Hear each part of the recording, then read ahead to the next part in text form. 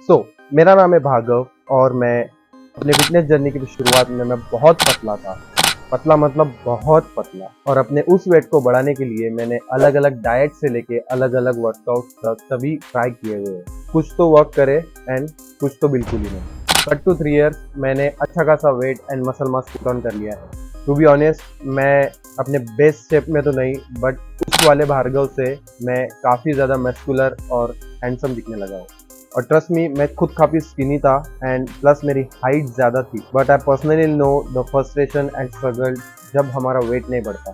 तो इस वीडियो में मैं आपके वर्कआउट से लेकर डाइट एंड सप्लीमेंट तक सारे डाउट्स क्लियर करने वाला हूँ, ताकि आप लोग वो सेम मिस्टेक ना करो जो कि मैंने की थी और अपने आइडियल फिजिक तक जल्दी पहुँच जाओ।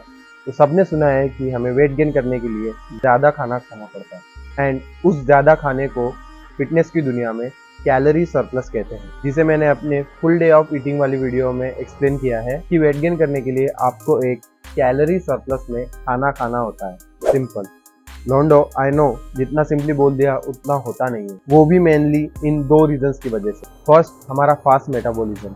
हम कितना भी खाना खा ले हमारा वेट बढ़ता ही नहीं। सेकंड, हमारा बैड एपेटाइट।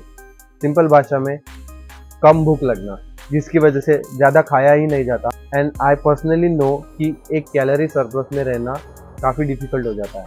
आई रिमेंबर, मैं लिटरली 2 चपाती खाने के लिए भी बहुत स्ट्रगल करता था, बट इसका भी सोल्यूशन है जिसकी वजह से मुझे पर्सनली काफ़ी हेल्प मिली। Firstly, eating calorie dense food. Calorie dense foods वो फूड्स होते हैं जो कि हमें कम अमाउंट में बहुत ज़्यादा कैलोरीज प्रोवाइड करते हैं। For example, dry fruit, peanut butter, olive oil, paneer etcetera. You guys know कि हमें सिर्फ 1 टेबल स्पून पीनट बटर या ऑलिव ऑयल से 100 कैलोरीज मिल जाते हैं इजीली, या सिर्फ handful of dry fruit जैसे कि काजू एंड बादाम, जिसकी वजह से हमें इजीली 100 कैलोरीज से ज़्यादा कैलोरीज मिल जाते हैं, जिसे भी ऑल नो हम इजीली कंज्यूम कर सकते हैं।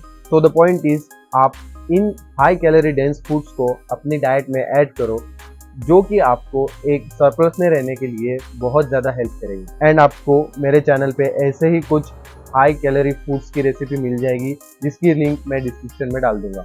अब आई नो कि आप बोलोगे कि वो सब तो ठीक है, लेकिन उस बैड एपेटाइट का हम क्या करें, क्योंकि उसी पे डिपेंड करेगी हमारी भूख, जिससे वजह से हम ज़्यादा खा पाएंगे। तो इन 2 चीज़ों से मुझे अपने एपेटाइट को बढ़ाने में ज़्यादा हेल्प हुई। Number 1, drink a lot of water. इससे आपके पेट को ज़्यादा फूड कंज्यूम करने की आदत लग जाएगी।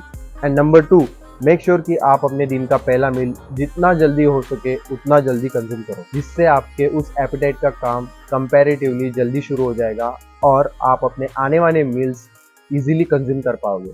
और अपने दिन का पहला मील इजी और जल्दी लेने का एक बेस्ट ऑप्शन है एक high calorie shake. Trust me, it is game changer. आप खुद देखना, एक 1000 कैलोरीज शेक के फॉर्म में लेना 1000 कैलोरीज खाने से काफ़ी आसान होता है। इस पे मैंने एक डेडिकेटेड वीडियो भी बनाया हुआ है, cause I am a big fan of it. उसका लिंक आपको डिस्क्रिप्शन बॉक्स में मिल जाए। बट चलो, इस वीडियो में मैं आपको मिलाता हूँ मेरे उस 1500 कैलोरी मसल गेन शेक से।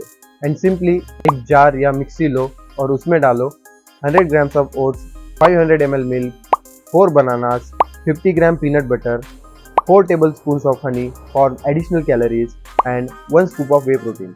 एंड सिंपली आप इसको मिक्सी में डाल के अच्छे से ग्राइंड करो एंड आपको इजीली 1500 कैलोरीज मिल जाए। आई रिमेंबर, मैं ये शेक मॉर्निंग में जिम जाने से पहले लेता था, जिससे मेरा दिन का 45% कैलोरी इंटेक्स कंप्लीट हो जाता था। एंड उसके बाद मेरे घर पे जो भी बनता था वो मैं खा लेता था, जिसकी वजह से मैं एक इजीली कैलोरी सरप्लस में चले जाता था। आप इसे आराम से अपने स्कूल या कॉलेज जाने से पहले जल्दी बना के पी सकते हो। इसकी बेस्ट बात यह है कि आप इसे खुद बना सकते हो बिना किसी पे डिपेंडेंट रह के। And feel free to experiment with it.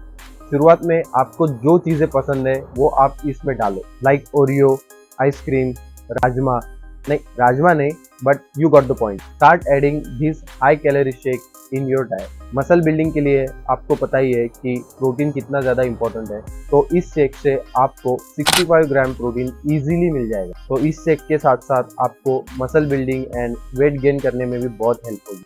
Muscle building से आते हैं हमारे जिम पर, यानी कि हमारे वर्कआउट रूटीन पर। और जब बात आती है एक वर्कआउट रूटीन की, तो एक मोस्ट कॉमन मिस्टेक जो हर लोग करते हैं एंड अनफॉर्चुनेटली मैंने भी अपने शुरुआत के पहले 2 सालों में की थी कि वो है ब्रो स्प्लिट फॉलो करके हर मसल को सिर्फ वीक में एक बार ट्रेन करना, लाइक मंडे को चेस्ट, ट्यूसडे को बैक एंड वेंसडे को बाइसेप एंड सो ऑन। शुरुआत में मुझे ब्रो स्प्लिट फॉलो करके रिजल्ट्स तो मिले, बट जब मैंने हर मसल ग्रुप को वीक में 2 बार ट्रेन करना चालू किया, वो भी एक push pull leg workout routine से, तो मुझे और भी ज़्यादा अच्छे रिजल्ट मिले। आप लोग एक upper body lower body split, Arnold split या एक push pull leg split follow कर सकते हैं। मैं पर्सनली एक push pull leg routine follow करते आ रहा हूँ, जिसकी वजह से मैं हर मसल ग्रुप को वीक में 2 बार ट्रेन कर पाता हूँ। ऑल्सो एक इम्पॉर्टेंट टिप कि मेक श्योर कि आप अपने वर्कआउट रूटीन में एक हेवी कंपाउंड मूवमेंट ऐड करो, like bench press, squats, deadlift etcetera, जिससे आप अपनी ओवरऑल स्ट्रेंथ एंड मसल्स को मैक्सिमाइज कर पाओगे, जिससे आपको आपकी वेट गेन जर्नी में काफ़ी हेल्प होगी। ट्रस्ट मी भाइयों, बट ट्रेनिंग आपकी वेट गेन जर्नी का एक बेस्ट पार्ट होने वाला है, जिससे you will fall in love with process and you will eventually gain weight. And make sure कि आप वही एक्सरसाइज करना जिससे आपको एक अच्छा खासा माइंड मसल कनेक्शन फील हो, एंड उनमें प्रोग्रेसिव ओवरलोड के साथ प्रोग्रेस करते जाना। फॉर एग्जाम्पल, आपने बेंच प्रेस पे लास्ट टाइम 30 केजीज के साथ या 60 केजीज के साथ 8 रेप्स निकाले, तो ट्राई करना कि नेक्स्ट पुश डे या नेक्स्ट टाइम जब आप चेस्ट ट्रेन कर रहे हो, तब वही सेम वेट से आप 10 रेप्स के लिए ट्राई करो, एंड इसे हम प्रोग्रेसिव ओवरलोड कहते हैं। एंड देन इवेंचुअली उसे 2.5 या 5 केजीज से बढ़ाओ, जिससे you will get stronger and gain more muscle. Trust me, it's that simple.